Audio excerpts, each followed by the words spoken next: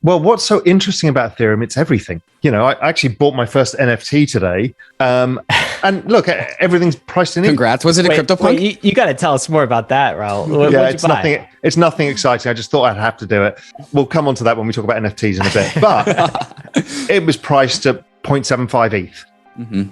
So ETH is money. And I'd seen that because we commissioned for Real Vision a kind of headquarters in Crypto Voxels, which we're going to release soon, just for the fun of it. And the architects, we paid in ETH, and the land we paid in ETH. So it's like, okay, well, ETH is clearly money, but ETH is technology.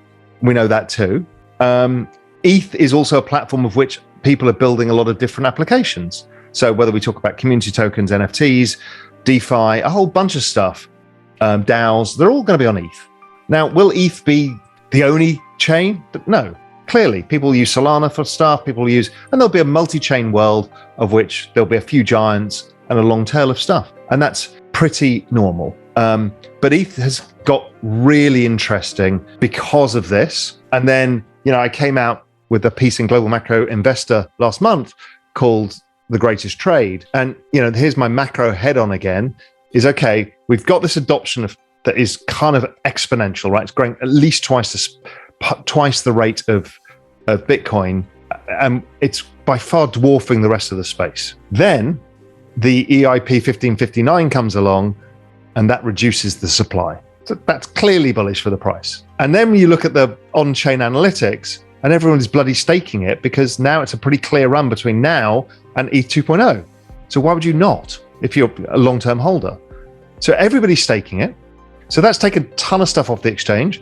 There's tons that have gone into just holding, tons that are locked up in DeFi, tons that are locked up in NFTs, and you're left with, I don't know, as of today, 11% of the entire supply of Ethereum available, and it's going down every day, and the demand is going exponential. The only outcome is an exponential rise in price. There's no other outcome. So I just want to talk briefly about what sort of network effects you look at.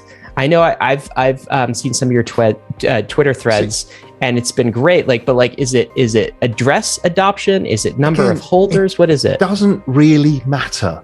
There's a lot of macro guys that will be annoyingly kind of hand wavy, like if it's being adopted at speed, it's going to work. And everyone's like, well, what exactly can I model that in a spreadsheet? No, forget about it. It's irrelevant. If you look at the rate of adoption that's going on of the entire crypto space, and this is my true north. This is all I need to know. There's one single thing I need to know and nothing else. So we know that it's growing at 113% a year in terms of number of users. And we will assume that over time, that trend rate of growth falls a bit. So if it falls from this year and goes down to 83%, so that's a significant fall in the growth rate. And we saw the internet do similar, but it was at peak growth was 63%, we're at 113. It gets by the end of 2024 to 1 billion people. And that gets us to about 3 or 4 billion people by 2027, 28. Okay, so a blind chimp can choose a cryptocurrency and get rich. If you look at the size of the assets, the entire crypto space as of today hit at 2 trillion again, I think. Global equities are about 200 trillion. Global bonds are like 200 trillion. Global real estate's about 100 trillion, 2 trillion, 200 trillion. I figure that's probably 100x. And we all know, almost all of us realize that all bonds, all securities, all assets are going on chain anyway. So it's probably even bigger than that. But the point being is that you'll never, ever in your entire life, ever again, and ever beforehand, were given 100x in an asset that's already up 2 million% when you look at Bitcoin. You've never been given that. And you can basically choose anything and it will go up. So once you do that, you're not scared of making the wrong bet. And it stops you being tribal, because within that, some of them are going to be amazing. You take the pressure off, you take some basic bets, Bitcoin, Ethereum, a couple of others here and there, and then you can just have a basket of stuff. And over time, decide, okay, I quite like that, or that's getting faster adoption. So then you start to look at Solana is clearly getting adoption. It's clearly happening, and it's clearly happening in the price. Okay, so do you want to own a bit more of that? Maybe. Is Polkadot getting to where it should be? Don't know yet, but it's worth keeping an eye on.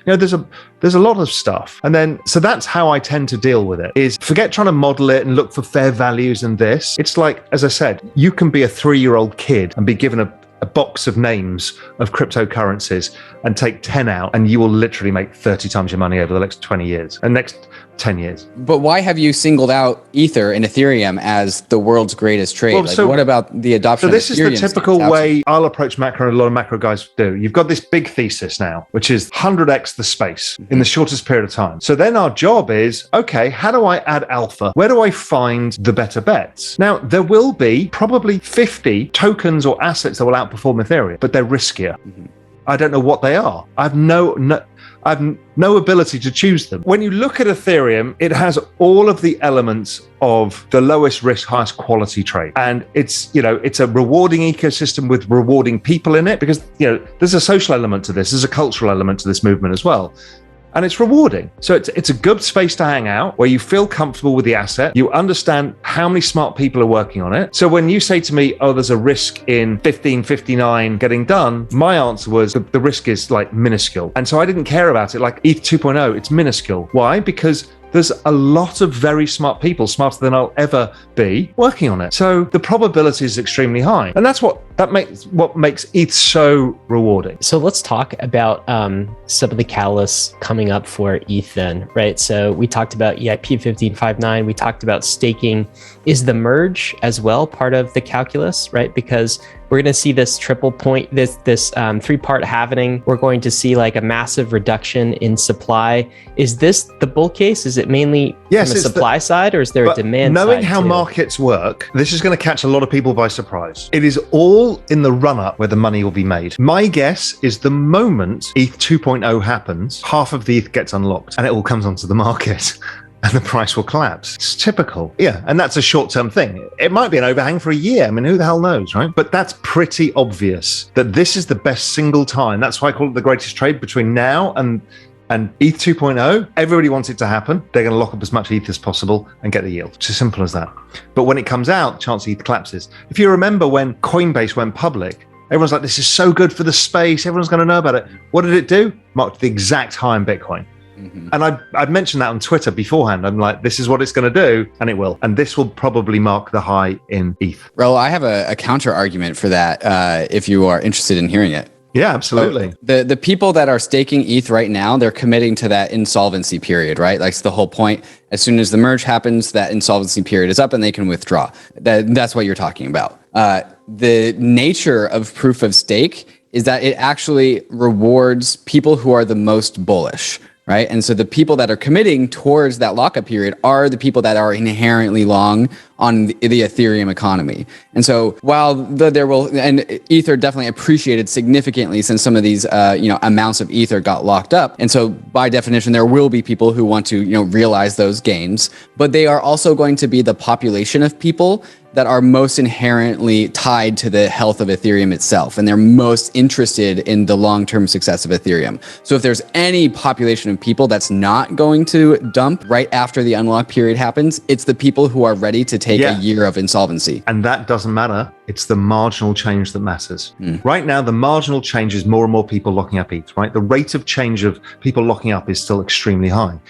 What will happen is the rate of change of people staking will fall. It's as simple as that. The bull case is that, of course, there's a load of people who are just going to stake and just leave it there. And that's good, because that's the long-term health of the system.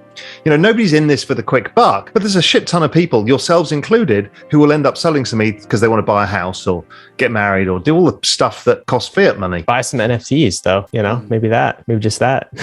Maybe, but at some time you're going to spend some fiat money on something. Raoul, and it could be NFTs. What's your preferred narrative for Ethereum? So, and then do you have a different narrative for ETH, the asset, right? There's all of these different narratives. No, I think it's all being, it's people trying to overthink everything. ETH currently is a platform, that's how I think about it. It's a platform from which to utilize their blockchain to transfer value, to store value, and to create applications on top. So, is elements of it money, as we talked about? Yes. Are elements of store of value? Yes. Are elements pure technology? Yes. I mean, it's everything. So, it kind of is still the vision that Vitalik had of the kind of internet computer.